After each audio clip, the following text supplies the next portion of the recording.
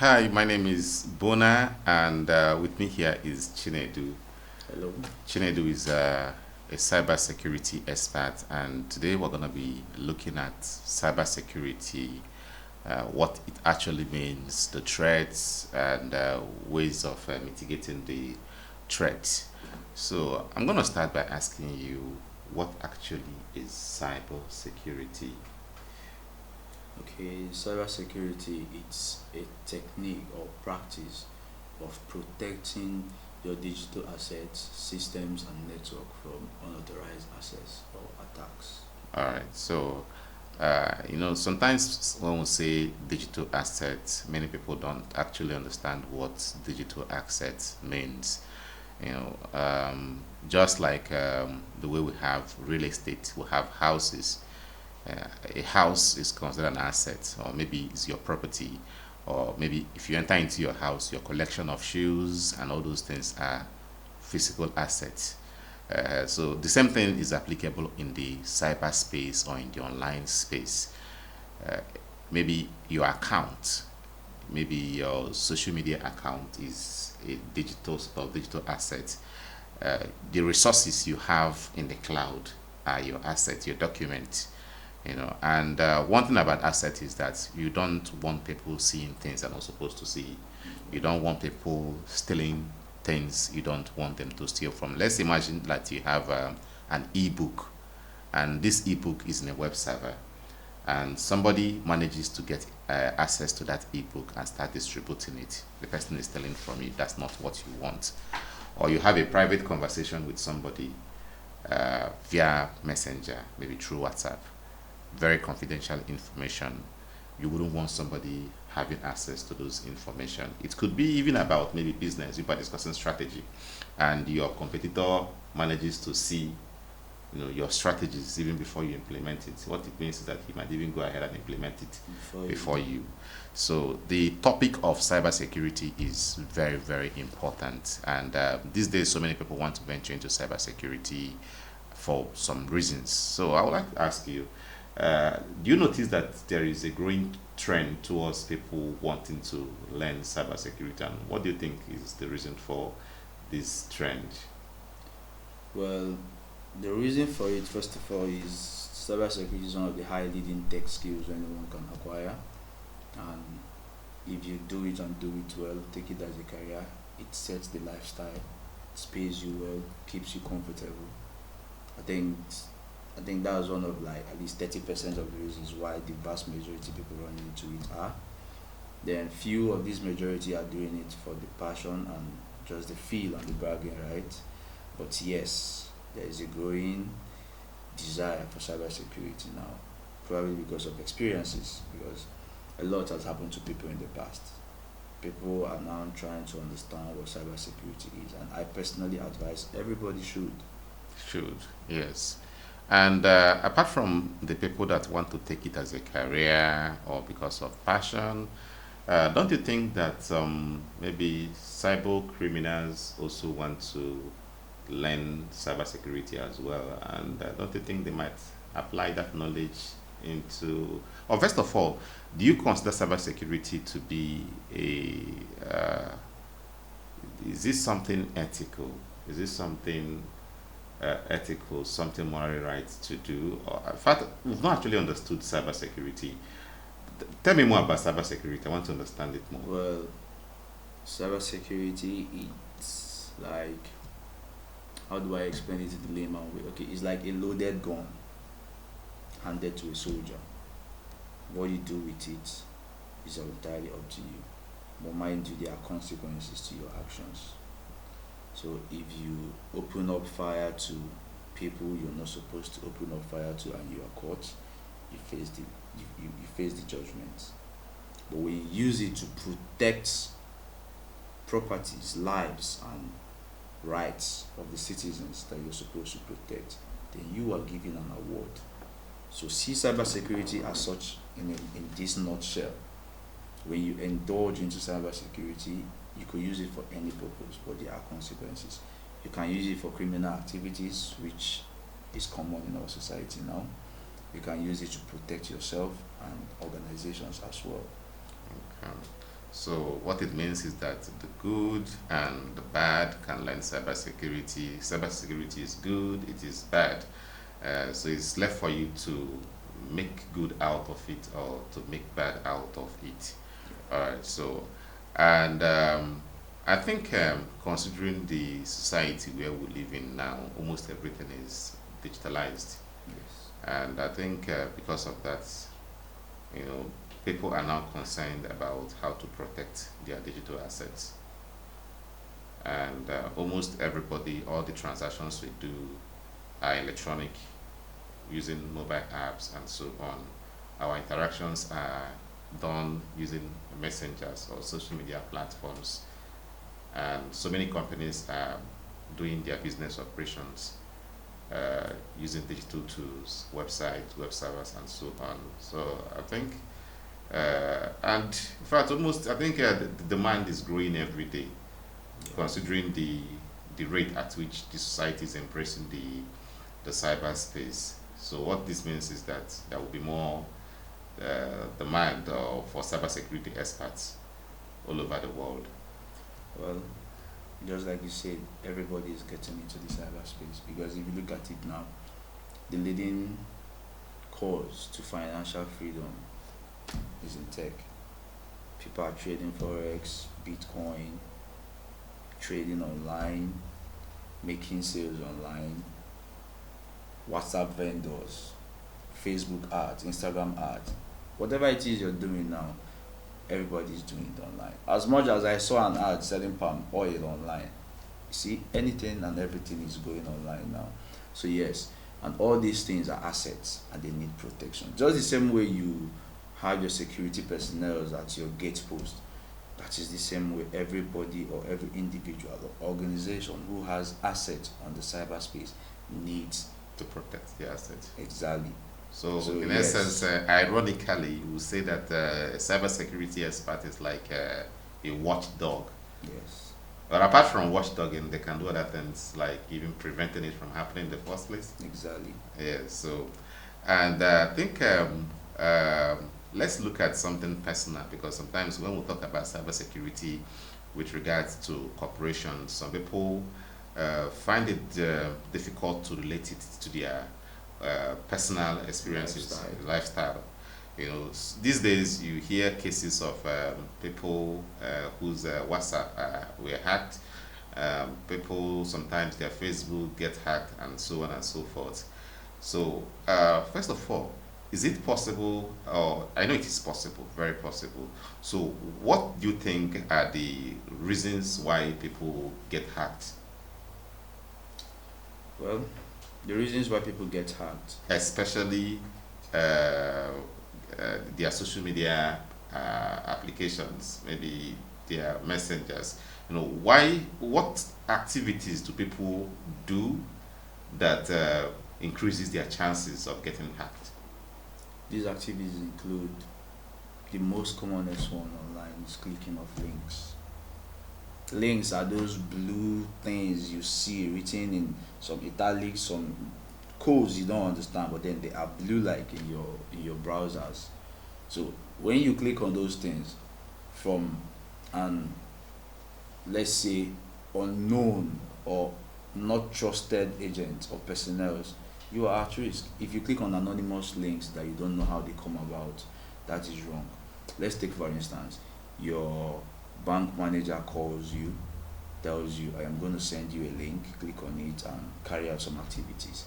Now that is a trusted link. Yes. You should click on it. But you don't just wake up and see, let's say, take for instance, somebody can just socially engineer the whole society that GT Bank is going bankrupt, to click on these links for fast moving of your money to maybe OPay, stuff like that.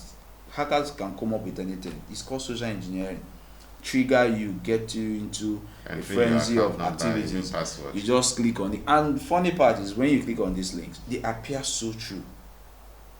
They appear so true. So when you carry out, you're putting in your bank details, you're trying to log into GT Bank, oh my God, Jesus Christ, you are giving of yourself to these people. So clicking of links is the first and easiest way people get hacked. And again, leaving your digital devices or connecting to unwanted or unknown Wi-Fi's.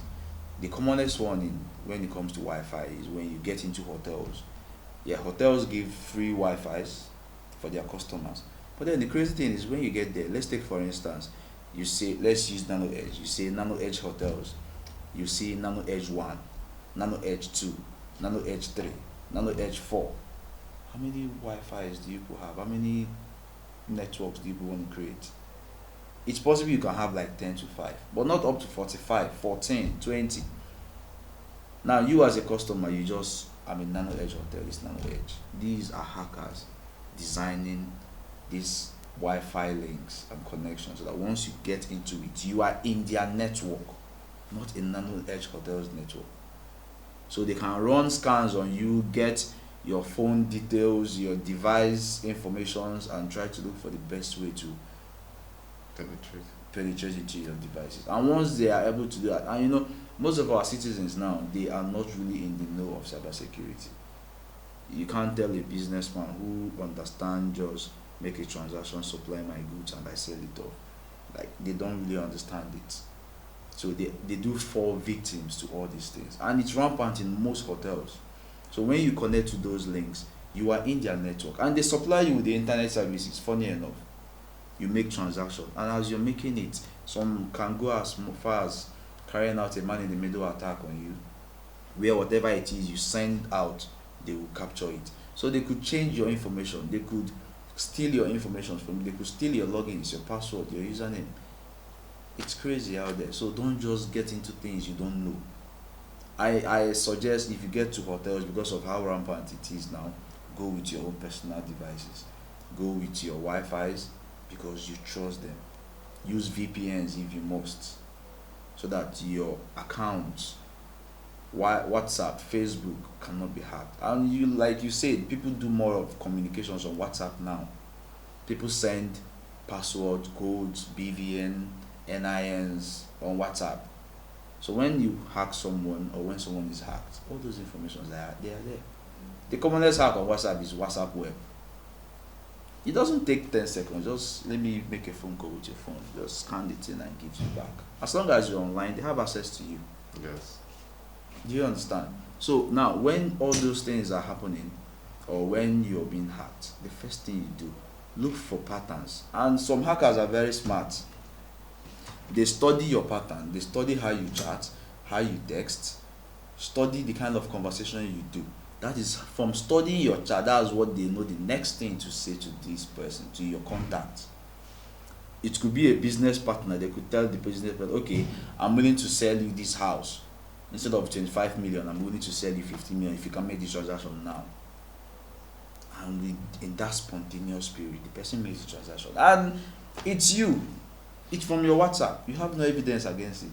And some even go as far as even going to solicit funds from your contacts when they have family members, like crazy. They can even tell them that you are being kidnapped, or you're hospitalized, yes, or something is going wrong. And people trust WhatsApp because WhatsApp is something you do from your mobile phone, and your mobile phone is always with you. So it's difficult. So in such ways, when a family member is requesting for funds, seek for what we call two-factor authentication. Two-factor authentication is simply using another form of access control to verify this person, the authenticity of this person's request.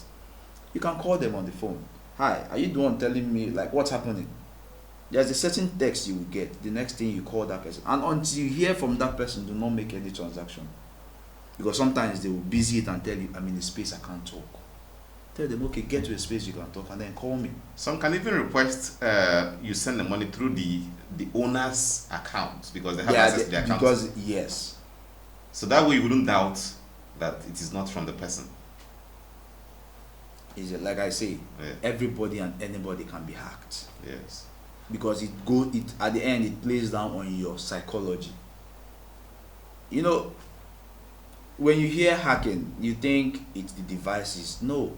We humans, we are the weak link, not the devices, because these devices are already designed, they are already giving their informations. Do this. If you tell your device, if Nano Edge comes here, reject them. If Nano Edge comes 100 million times, they will be rejected 100 million times. But put a human there, nano edge slips 1 million transaction into their hand to teach, don't worry. They let nano edge in. So we humans, we are the weak link. All these applications and devices, they have been given their set of instructions to protect themselves and what they hold. So you going about clicking links, you're giving that device a new set of information or command, and they obey. So if you don't click on anything, if you don't give off access, if you don't even as much as speak to people about your password, nobody is going to hack you. That is why cybersecurity as a course is very, very important in our society today. All right, good. So, a lot of times some people believe that cybersecurity is reserved for those that are very good with computers, maybe programmers, maybe people that have certain IQ level. Do you think it's something anybody can venture into? Not necessarily as a career, but as a way of getting information that will help them protect themselves in the digital space. Yes. I think so, because you can't stop what you don't know. Whatever you don't know is greater than you. So if you don't know there is a thing called hacking, you're going to be careless. And devices we have today are so smart, and we rely more on devices these days. You see somebody in the past, when somebody said give me your number, you just call your digits and they just say thank you. But now somebody will say give me your number, and when you're done, the next question is this is your WhatsApp line, right? I don't know if it happens to you, but it happens to me mostly. They say this is your WhatsApp line, you'll be like yes. So they make transactions using phones. So if you know how to protect yourself, you'll be safer. So yes, cybersecurity is for everybody, not necessarily for those who are taking it as a career or something. Just you should be in the know of what's happening. Look at your environment. It tells you, okay, I need to get ideas on how to protect myself. Everybody owns a laptop. You can have antiviruses. Understand how antiviruses works. Know what to do. Just like we spoke about links. If you don't take cybersecurity courses, or if you don't get in touch with cybersecurity, you wouldn't know you don't have to click on links. Trusted, that is links you don't know the source. Exactly. Or you just click on anonymous links. And these days our youths are more into content creating. They use their Facebook to make money and all that. Links are the easiest way to take. It doesn't take 2 minutes to create a phishing link. I can design it and send it to you as, like, if you're a TikToker now, I could say every TikToker needs likes, shares, and maybe views, right? I can tell you, click on this, log in from this link, or click on this link for 10 million likes and 100 automatic shares. That's what you want. Yes. And then you just do that. And as you're putting your password and as you're pressing login in, it is sending me full details of your devices, your password, and your login. And when you click on that link, it will show you TikTok front page exactly the way it is from the original device or data or website. So you wouldn't even know. But when you know cybersecurity, you should know that nobody should send me anything through links. You must understand the algorithm of how TikTok works. You don't just run it because you are making money from it. No, somebody could wreck you from there. It's your digital asset. You need to protect it. The same way you lock your door while you leave. No, but if cybersecurity is not important for everybody, why do we all lock our houses when we go out? Yes. So these ones are our physical assets. Yes. And we take pride in them by securing them. And then a lot of times when we have our digital asset, and most of the times that asset that is even giving us our means of livelihood, we don't protect them, or we expect it to be ignorant yes. of cybersecurity. Yes. So you see, I believe you now believe with me that cybersecurity is for everybody. So technically, if you're a business owner, especially if you're running a business online, you need the knowledge of cybersecurity. Exactly. If you are an individual just like me and you communicate using maybe Messenger or the social media, you need to protect it as well, because the information you share with the other person sometimes could be confidential. Exactly. So you don't want somebody to have access to information they're not supposed to have access to. And in fact, I think cybersecurity is something everybody should do. And the good thing is that you can also make a career out of it. You know, so many companies are looking for cybersecurity experts. A lot of times, some company website get hacked. What do? They start looking for a cybersecurity expert to first of all identify what happened and see how to reduce the damages. Because once they hack your system, of course, there will be damages. Exactly. So, but the essence now of getting cybersecurity or getting a professional is to reduce the damages. There will be a damage. Damage is that they saw what they're not supposed. They had access to what they're not supposed to have access to. So what you're not trying to do is to mitigate it, reduce it, or prevent it if need be.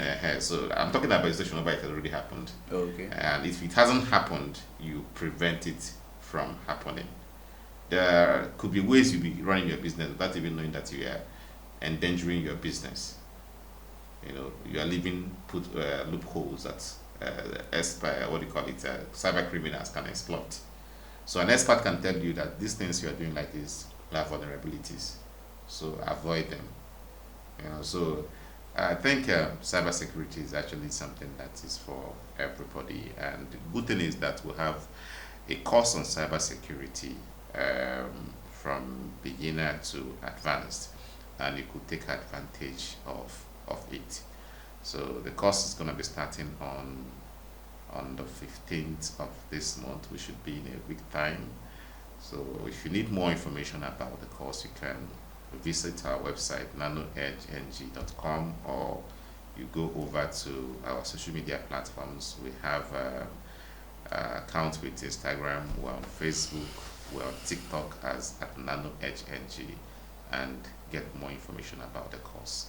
So in the meantime, the good thing that you learned today is that everybody has digital assets, and it is your duty to protect your digital assets. If you don't protect it, other people can exploit you. So is there anything you want to say before we wrap up? Yeah, let me just drop this, because when we talk about digital assets, people just go straight to whatever it is they have on their devices.